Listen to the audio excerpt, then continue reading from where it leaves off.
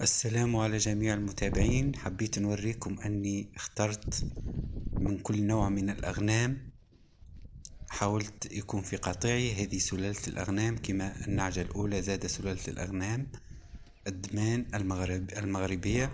هذه سلالة لوكون الفرنسية، وهي تمتاز بالحليب وبالتوائم.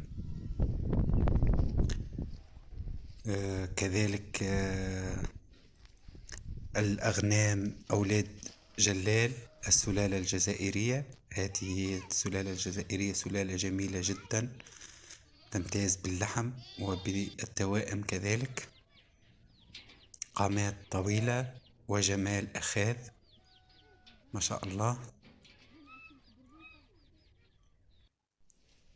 وهذه سلالة إيطالية تمتاز بالحليب، تشبه كثيرا السلالة الحوتي، مثل هذه سلالة حوتي الحمراء، وهذه كذلك سلالة حوتي، يعني تقريبا نفس الشكل، لكن يختلف في اللية، نصف لية بين العربي والغربي.